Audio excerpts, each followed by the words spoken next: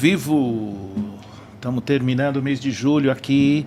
Maratona Júlia, hein? Toda segunda, toda quarta. Nós vamos ler aqui quem nós recebemos aqui. Foi bem corrido. Aproveita, se inscreve no canal, deixa o likezinho e siga a gente, que é muito legal. Codificado Podcast, versão tecnologia, super novidade. E hoje eu tô aqui com a Ana. Tudo bem, Ana? Eu tô bem. Obrigado pelo chocolate. De nada, imagina. O Kiko perdeu, porque é o cara que pede a coxinha, né? Tem pizza, traz coxinha. Hoje eu ganhei chocolates e você não está aqui. Prefeito de São Roque, tá lá, descansando. Ficou sem. Sobra pra você, sobra mais. Tudo bem? Eu tô bem, Pedrão. Boa noite, pessoal. Boa noite a todos. Prazer imenso estar aqui com vocês hoje. Quanto tempo a gente não se vê, hein? Uns 3 anos e meio, quase 4, por aí. Passa rápido. O tempo voa, Pedrão. Meu Deus do céu, surreal. E nós vamos começar pelo meio, pelo final, pelo começo. Como é que você veio para a área de tecnologia? Vamos começar do começo, né? Pelo início. Do início, nossa. Você sabe que eu tenho 39 anos e... Sério, não é pra falar, não. Não, eu não tenho medo de Você falar. perguntar quantos anos eu tenho, eu vou falar que eu tenho 40. Eu parei de contar nos 40. Eu não tenho vergonha, Pedrão, porque eu gosto muito mais do meu eu de hoje do que do meu eu do passado. Então, tô super tranquila com a idade, bem resolvida. Tenho 39 e quase 20 anos de carteira assinada. 20 anos já de tecnologia? Não de tecnologia, mas quase 20. 18 de tecnologia. Dá bem. Comecei a trabalhar aos 17 anos no McDonald's, meu primeiro emprego. Esse eu vou falar o nome aí, porque eu acho que é um primeiro emprego, assim, bem marcante. Não tinha nem terminado ainda o colégio. E naquela época a gente podia ter carteira assinada, né? Com essa idade, então... 15, 16, 17, né? A partir dos 16, acho que já podia. Eu trabalhava à tarde, então era até às 10 horas certinho, porque eu era menor, então tinha que bater o cartão na hora certa. Mas comecei lá atrás e, assim, foi muito importante, porque isso... me trouxe muito o que é uma empresa, né? Como funciona, se aprende muito. E o varejo ensina muito, né? O dia a dia é muito legal. É muito constante, é muito intenso, né? Então, todo dia é uma coisa nova, uma situação nova. Apesar daquela empresa ser muito mecanizada, muito corretinha, né? Você aprende a lidar, principalmente com o disciplina. Público. Total. Desde a meia que você usava tinha que ser branca. E se eles pedissem para ver e não fosse branca, você tinha uma punição. Então, vou implantar isso aqui também. Pois é, Pedrão. Tinham muitas regras. Muitas, e isso realmente traz pra gente aí uma visão, assim, do que é realmente a disciplina, e foi muito importante para mim. E aí, eu comecei agora falando de tecnologia. Comecei na distribuição em 2007. Como estagiária, comecei na área de produtos.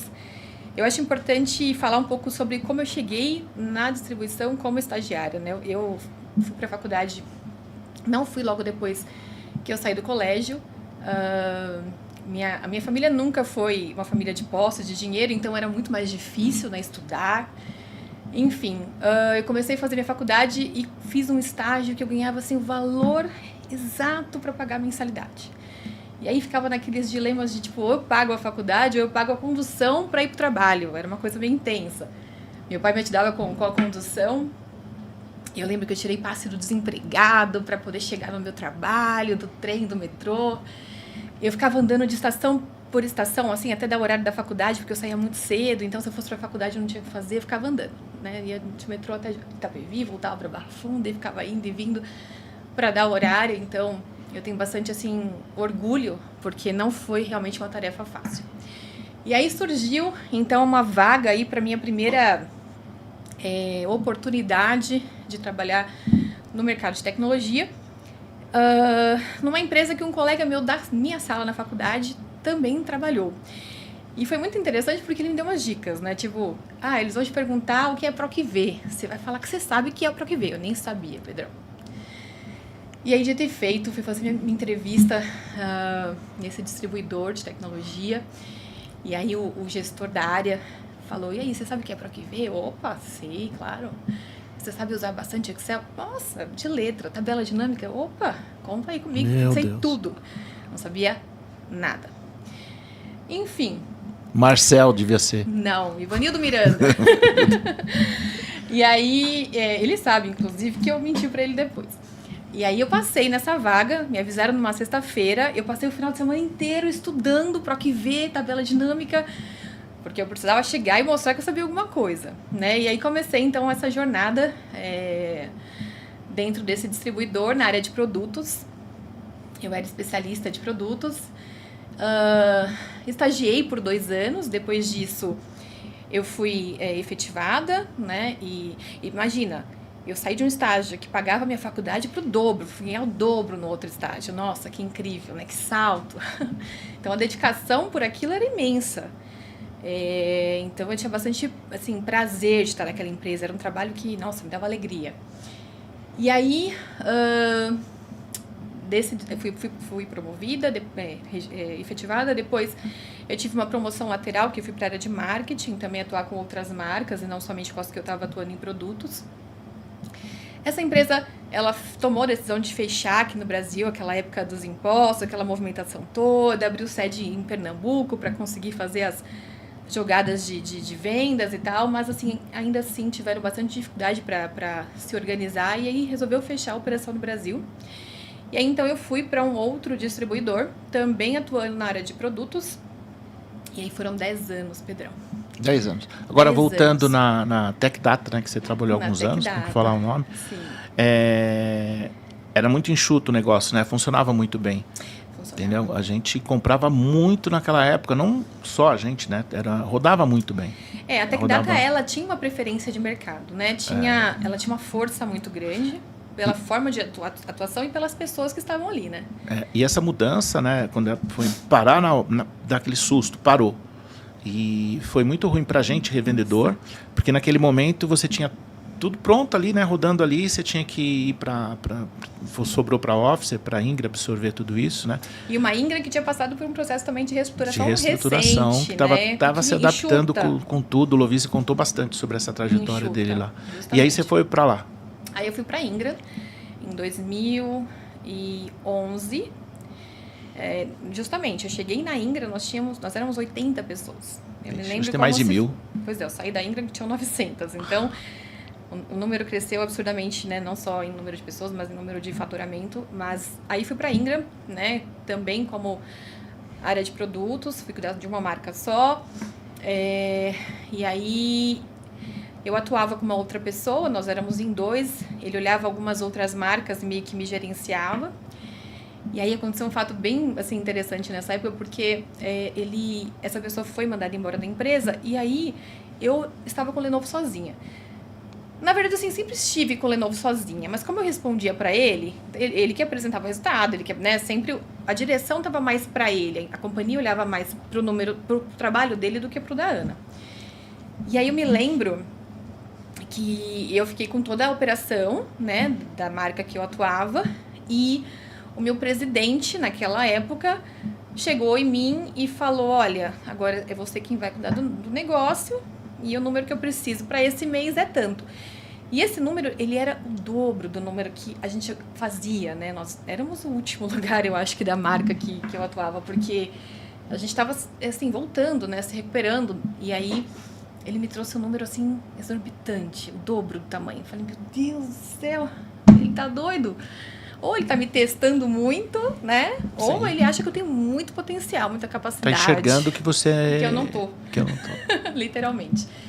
E aí, aquilo, né? Eu tinha prazer, né? Eu gostava do que eu fazia, era muito importante para mim aquele trabalho. Não era uma obrigação por dinheiro, era uma obrigação, era uma necessidade, uma coisa que eu realmente curtia. E eu fui buscar. Fui atrás, liguei pro Pedro da Startwork, pedi ajuda. Tinha uma relação, né? E aquela época, dando um corte, né? Isso que você falou é muito importante, porque não era você que sentia prazer no que você estava fazendo, né? Eu acho que foi as revendas trabalhavam meio em comum. A gente conversava a mesma história, ia pro final com a mesma história, então agora eu vendo, agora ele vende, tudo bem. Era mais fácil. A concorrência era mais justa, né? Acho que menos revenda. E a empresa também, Lenovo, também estava menor, né? Mais próxima das revendas. Mas a marca foi você que falou o nome, hein? Não falei nada.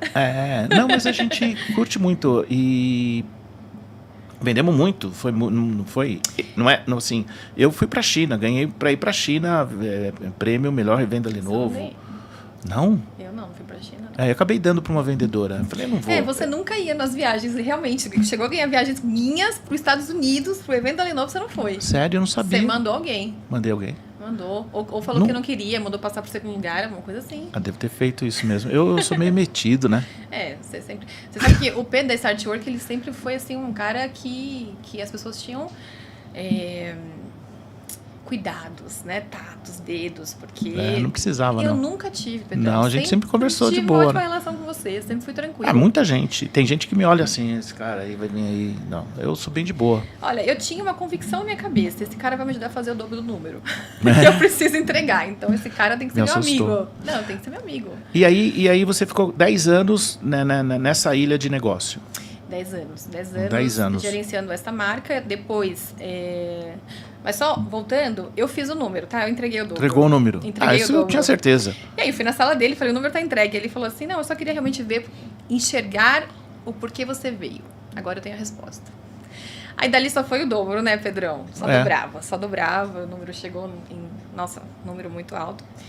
E fiquei ali por 10 anos, gerenciando. Comecei como gerente de produtos, depois...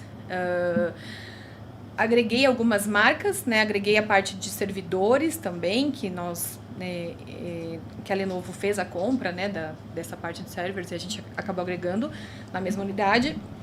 Agreguei umas outras marcas de energia, o Acom, o ViewSonic.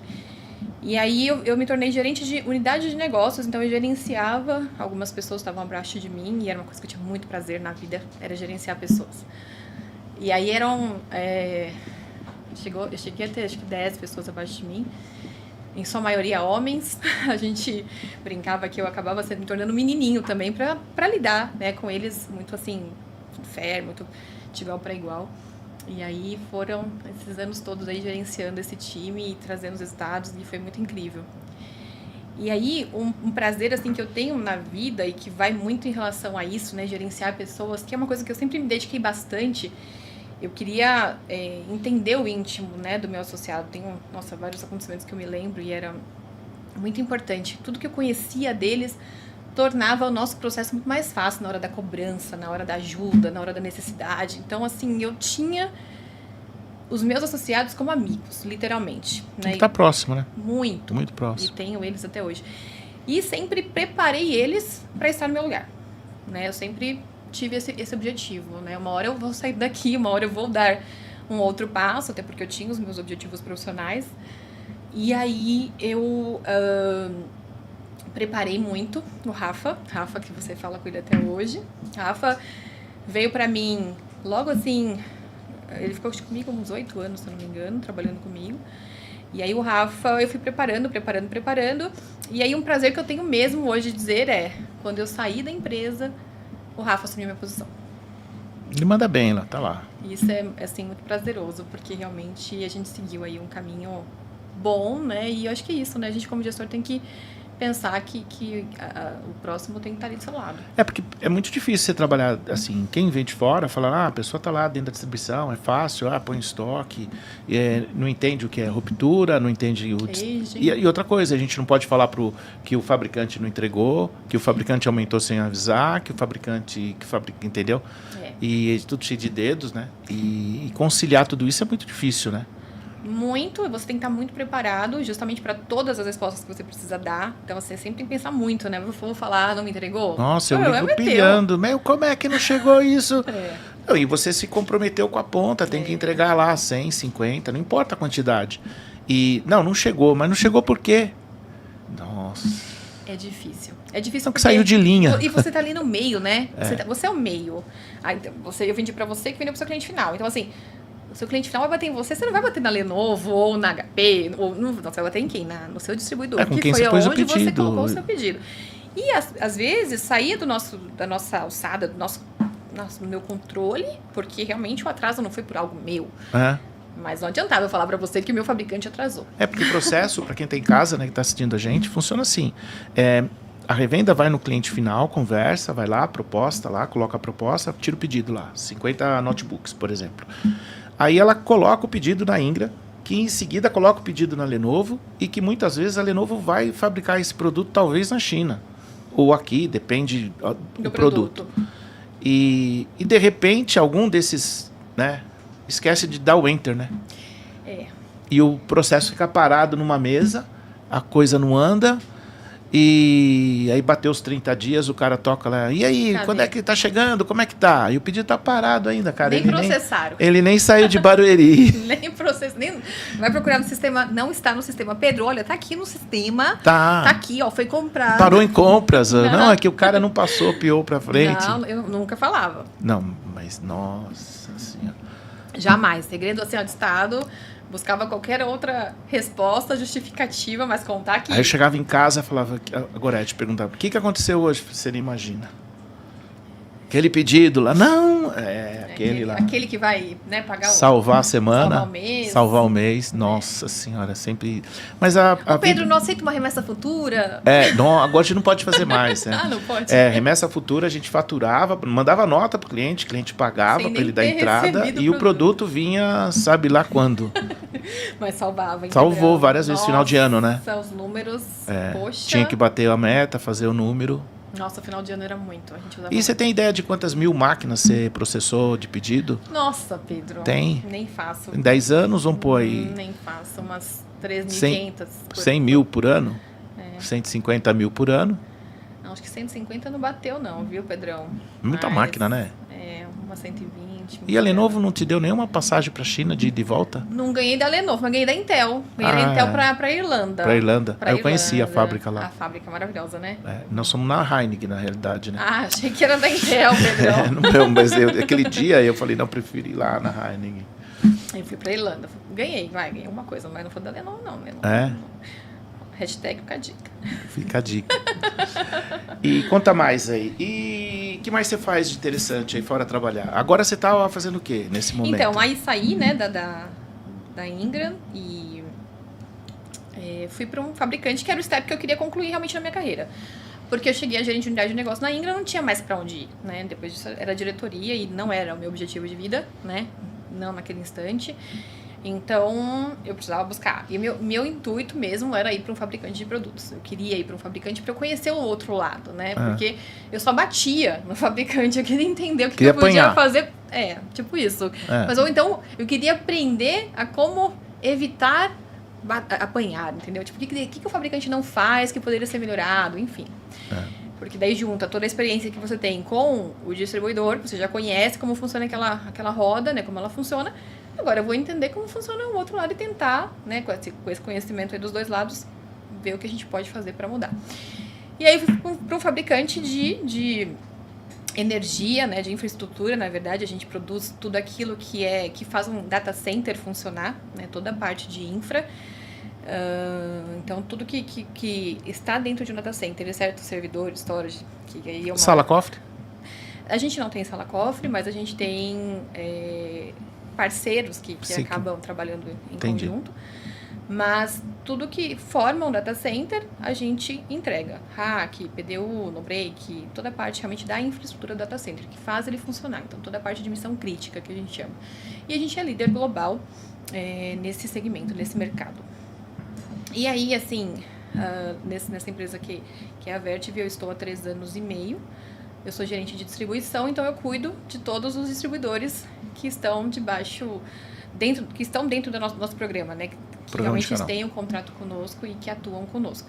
Dentre eles, a Ingram, né, que era a minha casa antiga. E é engraçado, né? Porque a gente aprende que é importante não ter inimigos, porque esse mercado é realmente muito pequeno.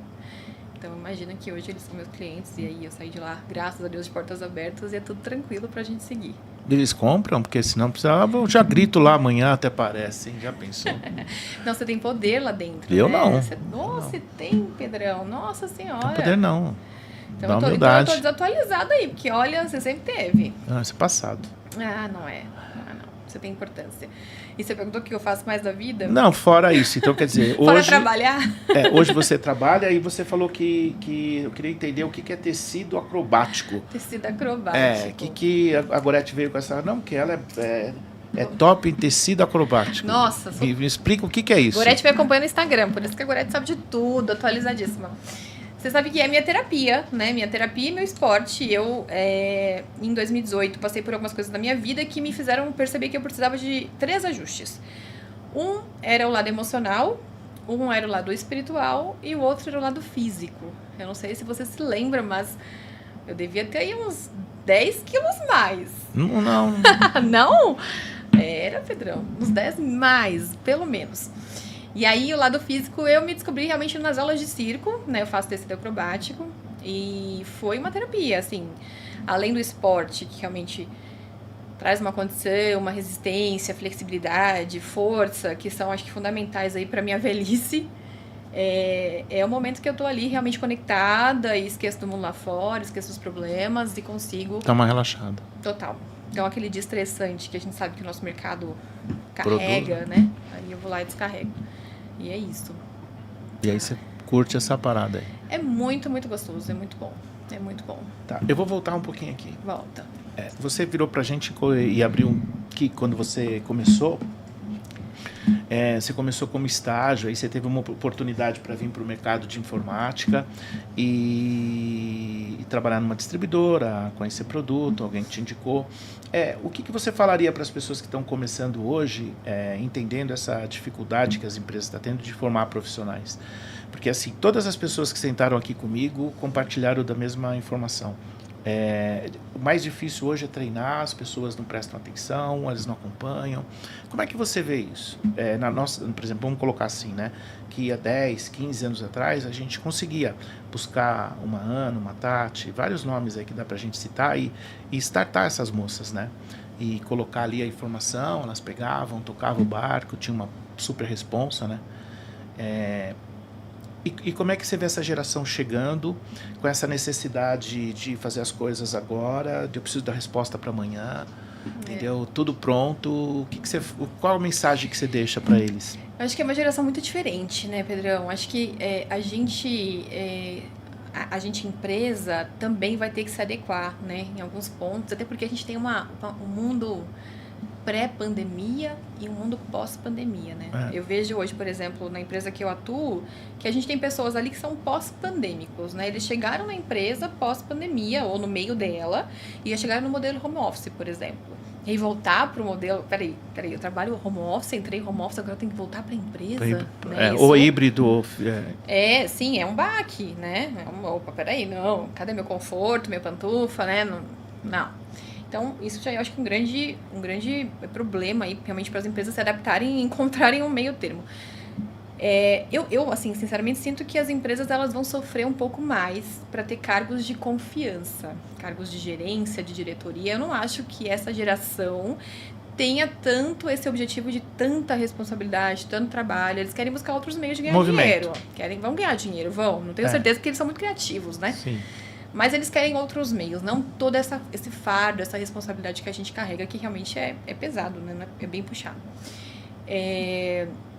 Eu vim de uma geração que a gente trabalhava de social todos os dias, tênis era na sexta-feira, olha lá. Era só sexta que dava uma de boa. Justamente, home office, imagina. Você já imaginou um distribuidor fazendo home office alguma vez na sua vida? Para e pensa. Não, na pandemia eu fiquei em casa, fiquei doido, uma semana, 15 dias, vem pra cá. Ficava aqui sozinho. Justamente. Você é louco, que tô lá no escritório, ficava lá. A quantidade de eventos que a gente tinha, a quantidade de participações, de reuniões que eram presenciais, todo mundo junto. Poxa, aí de repente acabou, né? E a gente mesmo na distribuição nunca imaginou um dia trabalhar home, né? Imagina, isso não existia a possibilidade e tal. E aí, então, assim, o que eu vejo é que a gente vai ter realmente esse problema, mas ainda existem pessoas que são muito capacitadas, né? Muito boas. E é uma geração que eu acho que talvez a mensagem seja muito mais para as empresas do que para essa geração. É adaptação, né? Vou ter que buscar realmente o meio termo, encontrar como elas funcionam, encontrar o que traz desse prazer que a Ana disse que sentia quando começou, né? E que realmente está cada vez mais escasso, a gente sente. E essa responsabilidade ela é muito potente, né, Pedrão? Ela é muito grande e não é todo mundo que aguenta e tem essa coragem que a gente tem, eu diria. Mas é complicado. E aí vai percebendo que é isso, né? Sabe uma coisa que vale dar uma pitada, né? Eu acho que ajudaria muito nesse momento se voltasse os eventos, né? Porque os eventos, ele ajuda a pessoa a entender o tamanho, né? Ajuda para as revendas a treinar, ajuda os fabricantes a integrar os distribuidores, né? E os eventos é importante. As relações também, né? Elas ficavam mais sólidas. E assim, eu não sei, os clientes que eu tinha muito contato, eu sabia até da vida pessoal deles, né? Então eu sentava, almoçava, conversava da vida, falava do futebol. E hoje a gente vê que as coisas são mais rasas, né? Não tem tanta profundidade quanto nós tínhamos. É da impressão que cresceu muito e perdeu o controle, né? Então às vezes eu falo isso, ó, será que não chegamos num momento que tem que dar uma diminuída para crescer? Diminuir para poder ter um controle melhor, para poder estar mais próximo de quem gera resultado, para poder ajudar mais. Porque às vezes qualitativo, né? Às vezes você tem condição de ajudar e não está ajudando porque você não está percebendo, não está tendo a percepção do problema aqui, do problema ali, né? Não está chegando, né? No distribuidor, no fabricante, né? Justamente. Eu acho que faz todo sentido isso que você disse, assim, dessa aproximação. A gente precisa realmente estar próximo. E eu sinto, e aí você pode me dizer, que as revendas, elas têm carência, né? Essa carência realmente desse contato, dessa imersão, de mais conteúdo. Eu não sei, mas, por exemplo, os treinamentos que são online, você acha que as pessoas ficam prestando atenção no treinamento ou no celular? Você entra, liga, só para falar que você entrou, porque... E tem uma outra coisa também, que é uma discussão, né? Quem você convida para assistir e o que está sendo apresentado. Então, esse treinamento é para quem? Você não conhece seu público, né? Então, te convida para um treinamento para falar determinada coisa que você fala, tá, eu não tenho interesse nisso. Então, aí você fica cheio de coisa para fazer, isso está me incomodando. Entendeu? E você tem que fazer, né? Porque são muitos, né? Entendeu? São muitos, né? E eu vou contar uma. Eu fui no fabricante esses dias, né? Desses grandes, né? E eu saí de lá decepcionado, né? Porque eu cheguei e falei, eu não vou, não tenho ido, né? E eu fui naquele fabricante lá, falei, não, eu vou lá. Foi um evento? Não, foi uma reunião para 10, 15 revendas. Certo. Aí eu sentei na mesa, a menina me jogou um PPT lá, um PowerPoint na parede lá. Eu já tinha visto aquilo 3 vezes. Eu olhei e falei, me deu um desespero, deu vontade de sair correndo, de pular aquela janela. Falei, cara, não é possível, isso aqui é a maior empresa do mundo, cara. A menina, eu estava mais preocupado em falar que tinha 9 anos de casa do que me contar uma história nova. Então, assim, ela perdeu a oportunidade, ela coloca 15 pessoas ali dentro, que tem um puta potencial, e aí ela perde a oportunidade de fazer a missão dela, que é a integração. E eu acho que perde muita oportunidade, por exemplo, de ensinar aonde aquele produto cabe dentro do mercado. Sabe? Como que eu vendo? Onde eu vendo? Qual o nicho? Como eu ofereço? Como é que eu identifico uma oportunidade? Eu acho que não adianta ficar falando de produto. Se eu ficar te explicando aqui a parte técnica, você... Não vai rolar.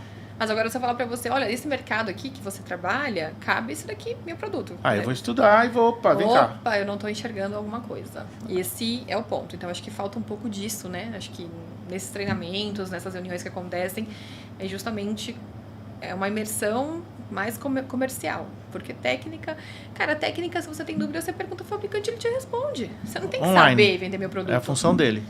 Eu não quero que você saiba vender meu produto. Eu quero que você traga um negócio pra mim, pra você desenhar. Eu vender. Eu vou chegar e você falar assim, essa é a solução que você vai vender. Acabou.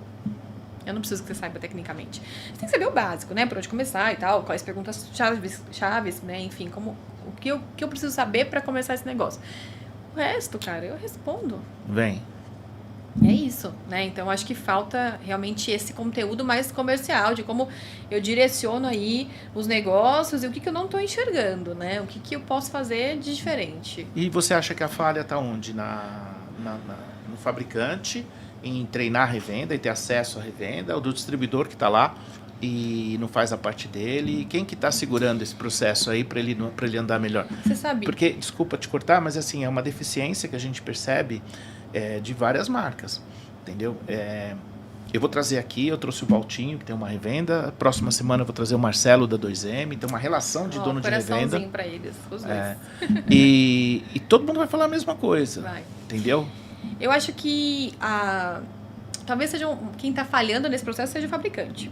Porque na minha percepção, e assim, de verdade, eu acho que eu não tenho mais que ficar treinando o distribuidor, sabe? Tudo que eu podia passar de conteúdo para ele, eu já passei. Se ele ainda tem alguma dificuldade, se ele tem ainda alguma, né, necessidade, ele traz pra mim, a gente sana e tá tudo certo. Mas, cara, eu acho que falta os fabricantes chegarem nas revendas, né? Sim. Eu não tive ainda grandes treinamentos, por exemplo, para canal, né? E aí eu fico na dependência do meu distribuidor oferecer minha marca, entendeu? Aí você não decola porque o cara tá lá... Porque ele vende a marca de 3 letras, que é mais conhecida no mercado. Ele vende 10 marcas. Entendeu? E a minha... Na realidade, eu tô te cortando, desculpa. Não, mas essa é a graça. Na realidade, ele não vende, ele atende. Ele operacionaliza o pedido. Ele coloca lá no sistema, mas ele não faz uma venda consultiva, ele não faz uma oferta de outros produtos. Por isso que eu acho que daí quem tem que realmente corrigir esse processo é o fabricante. Como? Ele tem que chegar... Cara, você não quer treinar os canais? Me fala aí. Quais você quer que eu treine? Quais você quer que eu apresente meu produto? Né? Por exemplo, vou fazer uma pergunta básica para você. Você já ouviu falar... Já ouviu em algum momento a Ingram te ofereceu Vertive? Não vamos falar dos nomes, mas assim, não. E para completar, por exemplo, se você pegar assim, vamos falar de 2023, ninguém me ligou para falar assim, ó, tem esse negócio aqui, ó. Que cabe aqui no seu nicho de negócio. Vamos desenvolver um trabalho junto com isso? Tem coisas absurdas assim, né? Tipo, ó, me ajuda aqui, tô com esse produto estocado, me ajuda aqui que eu preciso tirar isso aqui do estoque. Sim, às vezes tem uma demanda de aging, né? Me ajuda aqui que eu preciso vender isso aqui, porque ó, esse caminho aqui é bom para ele, né? Pra gente, não. Pensar no canal, né? Como é que eu vou fortalecer a revenda? Porque se eu fortaleço a revenda cresce, ela fortalece o distribuidor e fortalece o fabricante. E o fabricante, justamente. E o negócio anda. Porque assim, isso não é um distribuidor não, tá? É para São todos, é a cadeia. A gente sabe que é assim. Óbvio, primeiro, os caras operacionalizam mais de 100 marcas, Pedrão. Por isso que eu digo, não são eles que têm que saber tecnicamente do meu negócio. Não são eles que têm que fazer a oferta e gerar demanda no meu negócio, porque eles têm 100 marcas para trabalhar, para conhecer, né? Enfim, não é fácil. E não dá para culpar ninguém, né? Não o momento é discutir, a gente virar, falar... o distribuidor que está assistindo, quem trabalha no usuário final, a gente não vai pegar e vai falar, esse aqui que tem culpa. Não tem. A culpa é do sistema. A culpa é de como está sendo efetuado, justamente. Como que eu chego mais no canal, como é que eu chego...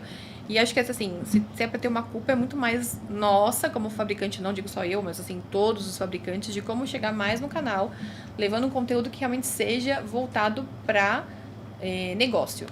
Você não acha que essa mecânica que foi criada do faturamento direto, né, em função da bitributação, aí em determinado momento se criou o faturamento direto.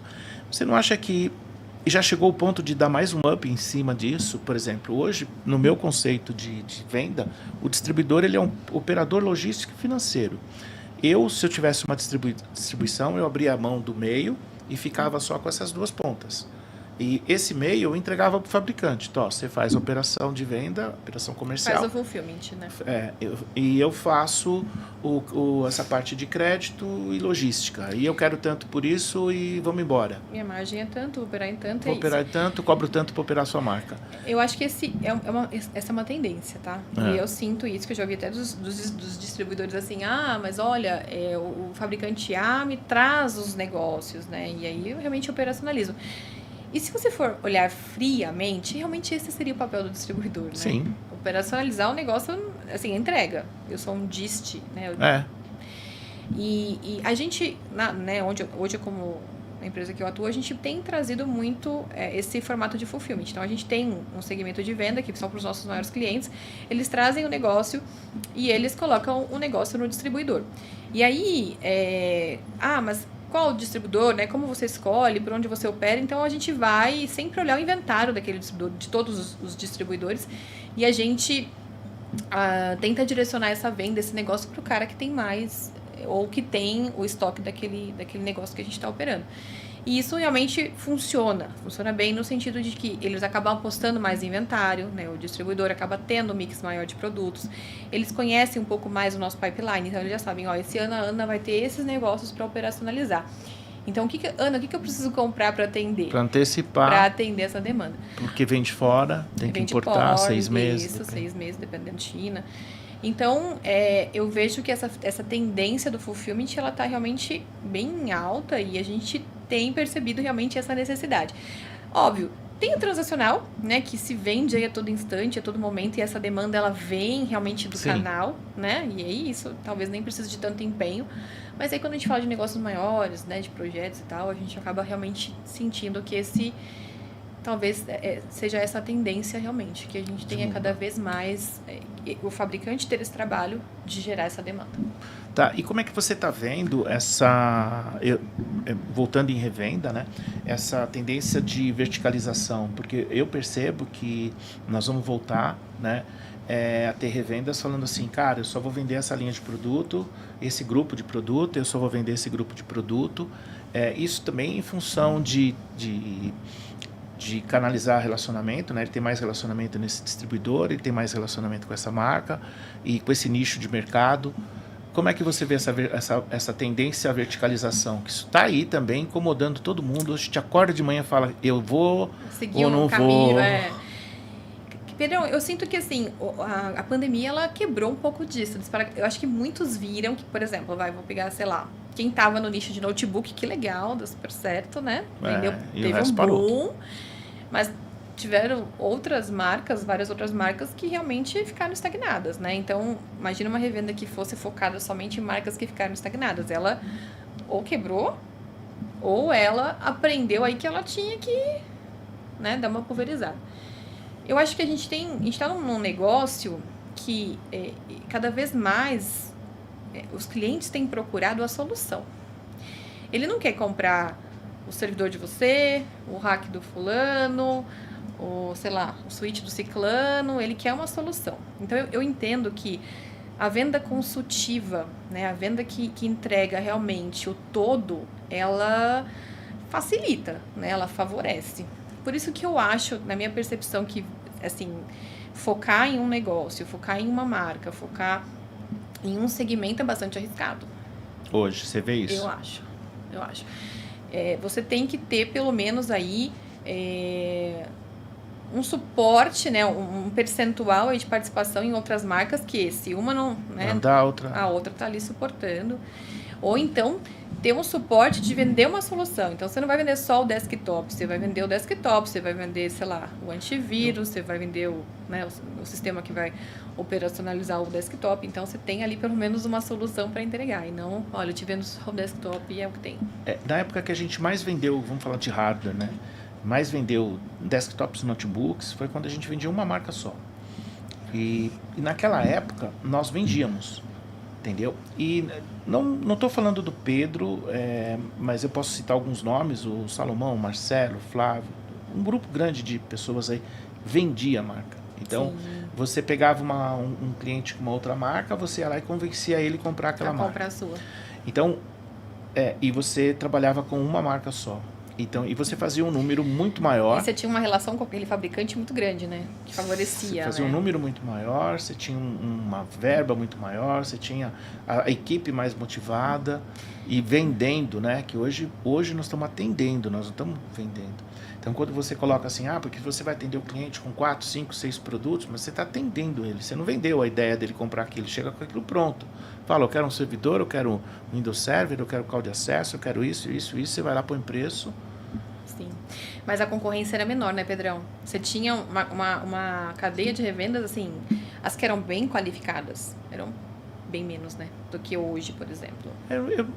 O tamanho também do mercado aumentou muito, né? Também, então, se você for analisar, na época você tinha, vamos dar um número assim, 1.000 CNPJ ativos. Então, hoje você tem 4.000, mas tem um mercado muito maior. Entendeu? De oportunidades. E aí você teve a mudança dos e-commerce, hoje você tem outros mercados novos aí trabalhando. Então você tem um mercado muito grande, né? O varejo está gigante. Mais amplo, né? Muito mais amplo, com muito mais oportunidade. Mas aí acho que realmente isso, inclusive essa questão de aumento de mercado mostra a necessidade de você não olhar apenas para um segmento. Ou você foca aqui, abraça isso. Abraça a causa e vamos embora. E torce para dar certo. Porque tem algumas perguntas aqui, Diga. Eu vou deixar para daqui a pouco. Tá bom. Tá? Primeiro eu vou tirar do ar o tablet para chamar o Matheus, falar, Matheus, saiu do ar de novo. Ih, Matheus. E eu vou fazer uma pergunta que tá aqui, senão eu vou apanhar. Ai, meu Deus. Não, porque a Gorete colocou aqui, cara, se eu não perguntar...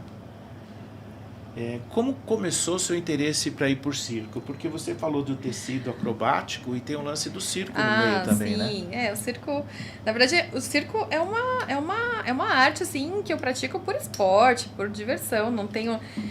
Não trabalho profissionalmente com isso, né? Minha profissão é... Isso é um hobby. Esse é um hobby, Começou, assim, olha, coisa de criança. Eu queria ser trapezista quando eu era criança. E aí, naquela época não tinha escolas de circo, né? Quem era trapezista era quem realmente nascia no circo, família circense. E aí ia pra esse segmento. Enfim, cresci com essa vontade de ser trapezista, não fui. E aí um dia eu tava fazendo pilates num estúdio bem próximo à empresa. E eu vi uns tecidos pendurados, né? E eu falei, peraí, vocês dão aula disso aqui, né? Ah, damos, tá, vamos escrever. E aí eu fiz a primeira aula, isso faz 6 anos, eu acho, comecei com 33. E aí, a primeira aula, falei, encontrei o que eu quero pra minha vida. Eu odeio academia, mas o circo pra mim é prazer, sabe? Não importa se eu tô cansada, se tava chovendo. Quando eu comecei, meu filho era super pequenininho, eu levava ele no colo, mas fui em frente e foi assim. Foi sonho de infância realizado aos 33 anos. Bem complicado. Vou te levar pra fazer uma aula comigo. Não. Essa parte eu pulo. Vou colocar algumas perguntas aqui. Tem bastante gente aqui mandando perfeita, boa noite, será um sucesso, bate-papo. Deve ser minha família, né, gente? E não é. Vamos lá, deixa eu formular aqui de uma forma melhor. Qual que é o seu objetivo profissional? Se você já alcançou seu objetivo profissional, na Vert, ou você busca alguma outra empresa? Outras não coisas. Podemos falar isso nesse momento. Meu Deus, gente, você não imagina? Quer ferrar a menina. Vocês querem seu currículo tá no LinkedIn. Você sabe que amanhã eu saio de férias? Já pensou se eu falo um negócio desse hoje? Não volta. Não posso, gente. Imagina, amo minha empresa, ó. Não. A pergunta é assim, né? Como é não, entendi. Tá bem claro. Tá bem claro. Tá bem claro. Não, você sabe que um dos steps, como eu disse, era realmente chegar no fabricante, né? Então, eu acho que assim, eu cumpri... Eu tinha talvez o último step que eu tinha criado na cabeça era justamente esse, chegar no fabricante. Então, eu cumpri a minha agenda profissional. Eu passei pela distribuição, né? Comecei como estágio, especialista, gerente de produto, gerente de unidade de negócios, fui para o fabricante, que legal, cheguei lá. Agora, o que virá, gente, assim, eu tento não idealizar. Eu sou uma pessoa muito do hoje. Eu não sou muito de planejamento. Eu gosto muito de... talvez trabalhar sob pressão, sabe? Eu sou muito assim, tudo fica pro outro tipo. Mas acho que vem naturalmente também, né? Chega num ponto que vai chegar uma surpresa aí. A gente vai amadurecendo essa ansiedade, né? Eu acho que eu já trabalhei muito na minha vida com essa questão da ansiedade. Eu tive esse desejo de quando vem a promoção, o que eu vou fazer depois. Hoje não. Hoje eu tô assim, muito tranquila na função que eu exerço. E o que vem depois é lucro, é positivo e... tô ali para receber.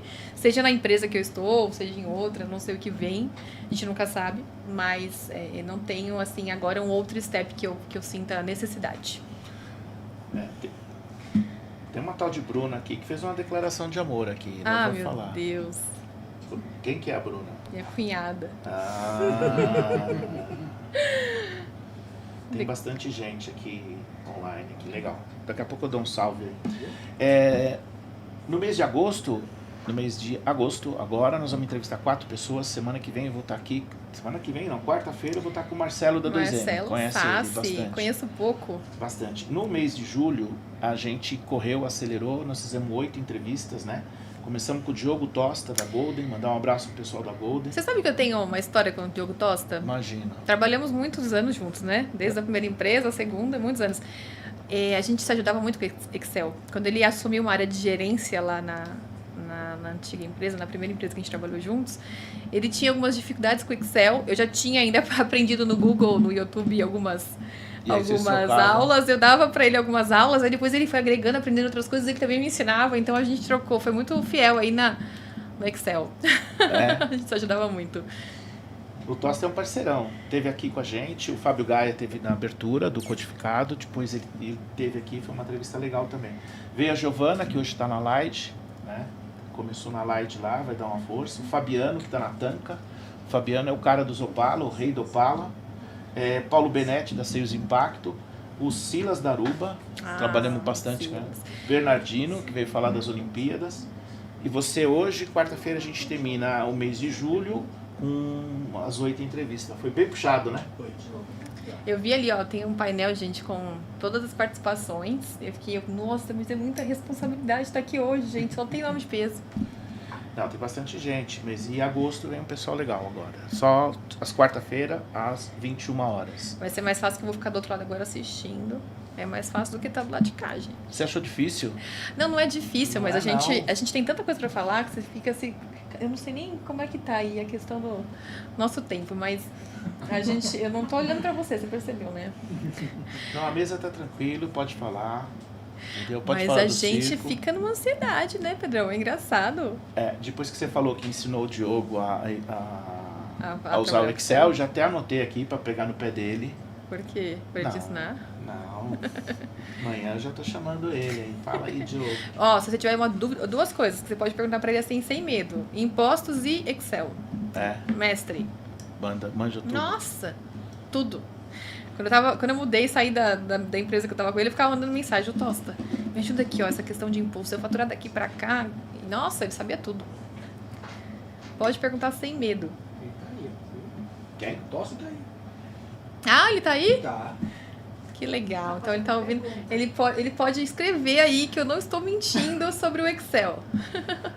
Tá aqui, Anderson, mandando boa noite. Marta Silveira. Quem que é a Marta? Minha mãe. Tua mãe. Milene Peixoto, Maria Goretti, Matheus Silvino, mandando um abraço. Danilo, Carlos Magalhães, boa noite. Andressa Arquinto. Rosimeire, Cleo, pessoal do Codicortes, Codificado, Danilo Peixoto, que fez a pergunta do profissional, Matheus, Tamires Farias, um abraço, Tamires, quanto tempo, hein? A Bruna, sua cunhada maravilhosa, Diogo Tosta, Ana, gosto mais de cuidar de projetos ou vendas transacionais? Ele pergunta para você, gosta mais de cuidar de projetos ou vendas tradicionais? Volume ou valor? Abraços. Olha, já fez logo duas perguntas. Foi o Tosta? Diogo Tosta. Poxa, gente, o mercado que eu tô hoje são as duas coisas, né? A gente tem volume e tem valor. O volume ele é importante porque ele é rápido, né? Aquela venda que você coloca no inventário do distribuidor, faz seu mês, tá tudo certo. O projeto ele leva, né, um tempo, tem todo um sofrimento, né? É bem mais complexo, mas é prazeroso. A complexidade, ela... Nossa, projeto. Porque a hora que sai um resultado, são milhões, né? Você ganha um projeto de milhões. Aí você olha para aquele número e fala, caramba. E qual o tempo de maturidade de um projeto? Você pega um projeto, no caso da Vertiv lá, um projeto grande de vocês lá, por exemplo, você vai pegar lá eu ia falar um nome aqui, não pode. Não pode, né? Tem que ser... Então assim, para. Isso é um problema. Vai que ela tá naquele negócio lá. Gente, isso é difícil. Não é? Muito. E aí, um projeto demora o quê? 2 anos? Não.